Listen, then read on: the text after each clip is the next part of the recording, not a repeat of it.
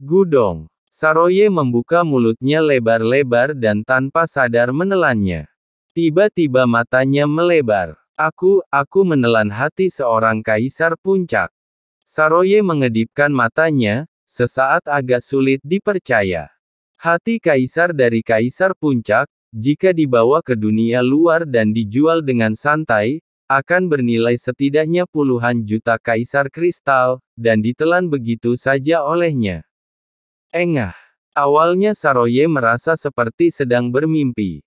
Namun saat berikutnya, rasa kaya akan air mani meledak langsung di mulut dan perutnya.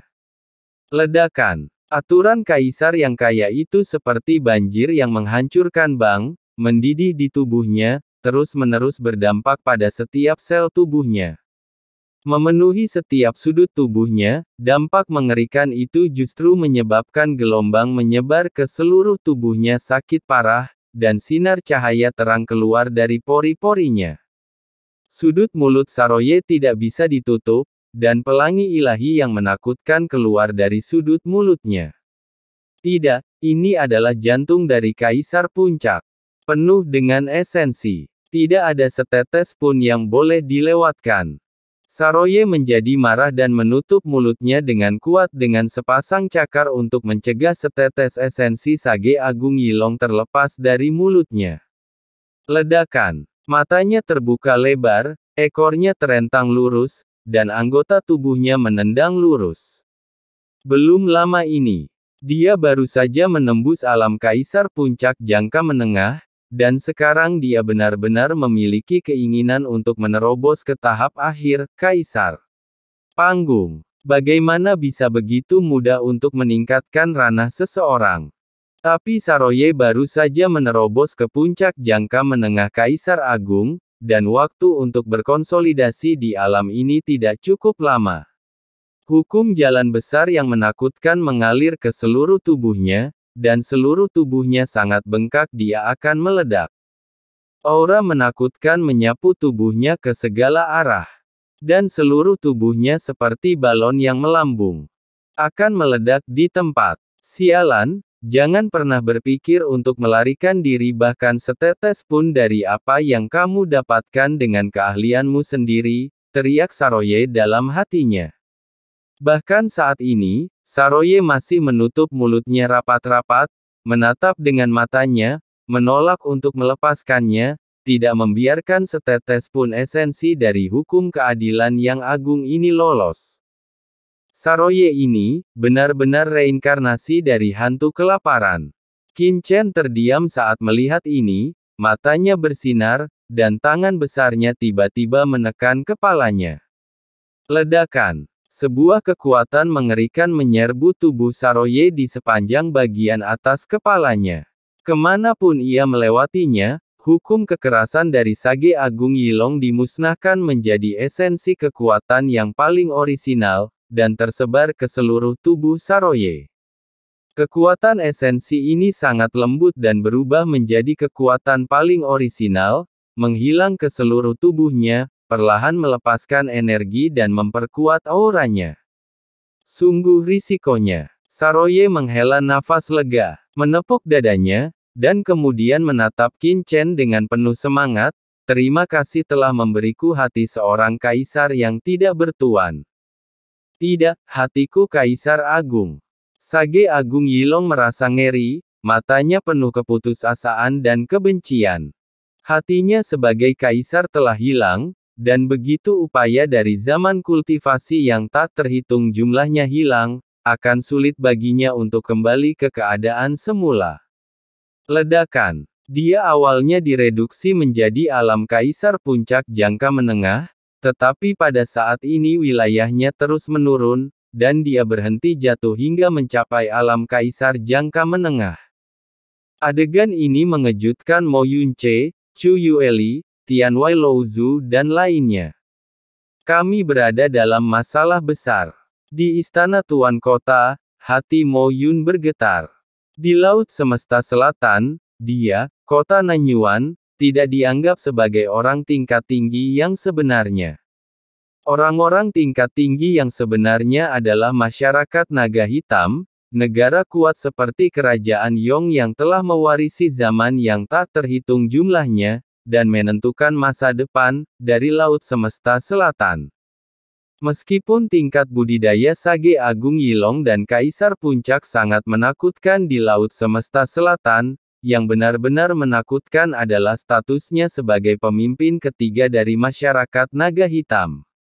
Keberadaan seperti itu tidak dapat dihina.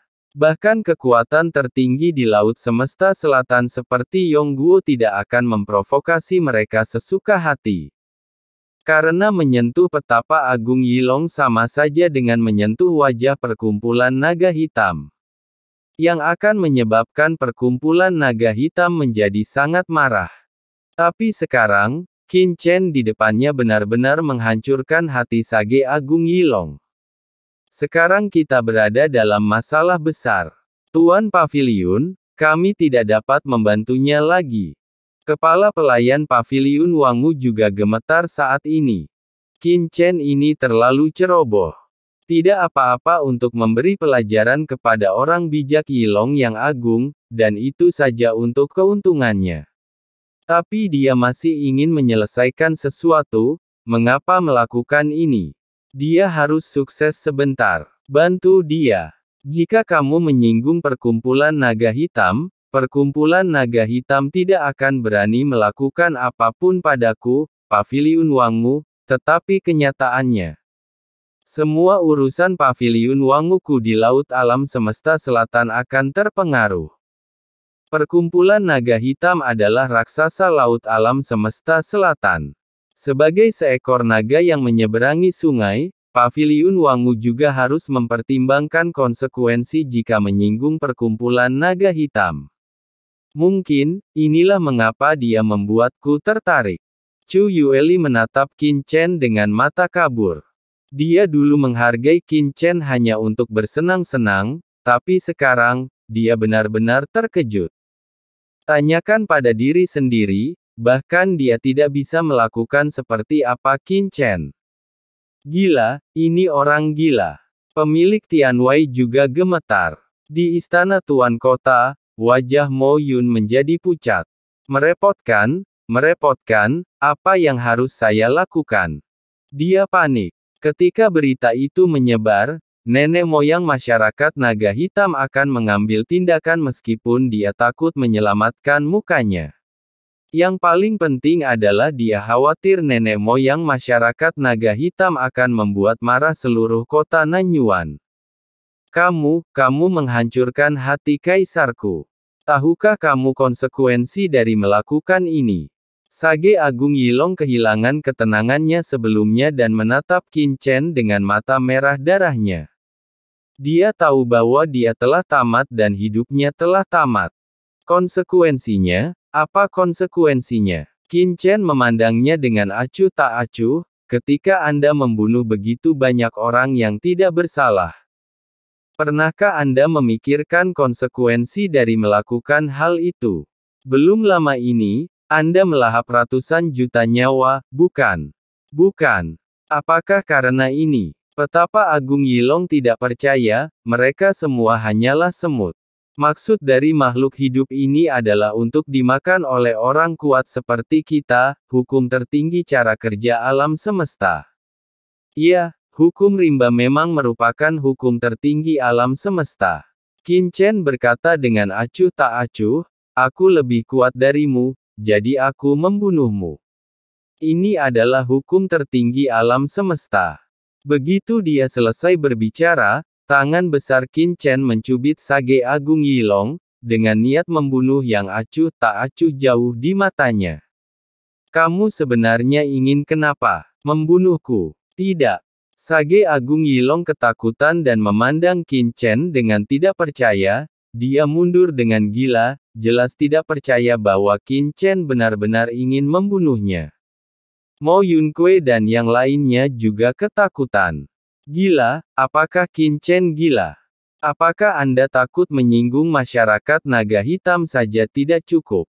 Anda telah menghancurkan hati kaisar dari orang bijak Yilong, mengapa Anda membunuhnya? Tidak masuk akal sama sekali. Mereka yang telah melakukan dosa serius pantas mati. Mata Qin Chen dingin. Bahkan di puncak Sage Agung Yilong, dia bukan tandingannya. Dalam sekejap, dia diselimuti oleh tangan besar Qin Chen. Itu harus dihancurkan di tempat. Teman kecil, hentikan. Pada saat ini, teriakan tiba-tiba terdengar di kota Nanyuan. Ledakan. Dari kedalaman rumah Tuan Kota Nanyuan, aura menakutkan menyapu langsung. Kekuatan ini begitu agung, seperti lautan luas yang tak berujung, sehingga langsung mengenai telapak tangan Qin Chen. Ledakan. Aura menakutkan yang jauh lebih unggul dari Sage Agung Yilong menyerang, dan itu secara langsung menghilangkan aura Qin Chen yang tersisa. Pada saat yang sama, sosok tiba-tiba muncul di depan Sage Agung Yilong, langsung menghentikan serangan Qin Chen. Qin Chen menyipitkan matanya dan menatap ke depan. Orang di depannya adalah seorang lelaki tua dengan janggut dan rambut abu-abu. Dia tua dan terengah-engah, seolah-olah dia akan mati. Namun aura di tubuhnya sangat menakutkan, tak terduga seperti jurang maut itu, seperti melihat sebidang tanah yang tidak bergerak. Batu-batunya sangat besar sehingga sulit untuk mengetahui kedalamannya. Leluhur. Saya telah bertemu leluhur saya. Salam untuk leluhur. Melihat lelaki tua itu, ekspresi Mo Yun berubah, dan dia buru-buru berlutut dan memberi hormat dengan tangan terangkat, ekspresinya penuh hormat dan saleh. Orang-orang kuat lainnya di istana Tuan Kota juga buru-buru berlutut dan menyentuhkan dahi mereka ke tanah. Mo Yun Gubo. Orang yang datang tidak lain adalah leluhur keluarga Mo Yun. Dia telah memberikan kontribusi besar dalam perjuangan Laut Semesta Selatan melawan dunia bawah dengan usahanya sendiri, dan akhirnya memenuhi syarat untuk memerintah kota Nanyuan. Murid Chu Yueli dan yang lainnya menyusut, lelaki tua ini muncul secara tak terduga. Selama ratusan juta tahun, Mo Yun Gubo tidak pernah mengetahui hidup atau mati. Konon dia terluka parah saat bertarung melawan dunia bawah dan telah meninggal dunia. Ada juga rumor bahwa dia telah berlatih pengasingan di tempat rahasia di kota Nanyuan untuk menyembuhkan luka-lukanya dan sedang sekarat. Bahkan Chu Yueli, salah satu kekuatan tertinggi di Laut Semesta, belum pernah melihat Mo Yun Gubo selama bertahun-tahun, dan tidak pernah membayangkan bahwa dia akan muncul hari ini. Mo Yun Gubo ini sepertinya terluka parah. Semua orang memicingkan mata ke arah Mo Yun Gubo. Saat ini, dia mengenakan jubah hitam. Meskipun auranya sangat menakutkan, dia mengeluarkan perasaan sakit-sakitan. Mo Yun Gubo, selamatkan aku. Melihat Mo Yun Gubo muncul, Sage Agung Yilong bersembunyi di belakangnya seolah-olah dia telah melihat penyelamat, dan berkata dengan ngeri, jika kamu membiarkan orang ini membunuhku, kakak lakiku pasti tidak akan membiarkanmu pergi. Dari Yuan Cheng, kamu harus menyelamatkan saya. Sage Agung Yilong gemetar dan ketakutan di depan Qin Chen, tetapi di belakang Mo Yun Gubo, dia menjadi keras kepala. Teman kecil, aku, Mo Yun Gubo, adalah leluhur keluarga Mo Yun di kota Nanyuan. Kamu harus memberiku sedikit wajah dan melepaskan Sage Agung Yilong, batuk-batuk. Mo Yun Gubo sudah tua dan tua. Begitu dia muncul, dia mengangkat tangannya ke arah Qin Chen dengan postur yang sangat rendah dan berkata sambil tersenyum masam, orang ini telah menjadi seperti ini dan telah kehilangan hati kaisar. Oh! Qin Chen tersenyum dan memandang Mo Yun Gubo, orang ini membunuh orang-orang di kota Nanyuanmu sebelumnya. Sebagai pemimpin kota Nanyuan, kamu sendiri tidak membunuhnya, tapi biarkan aku melepaskannya, maksud dari ini. Benar, orang tua terlalu tidak berterima kasih. Bukan. Saroye mendatangi Qin Chen dan tidak bisa menahan diri untuk tidak berteriak, tuanku ada di sini untuk menghilangkan kerugian bagimu.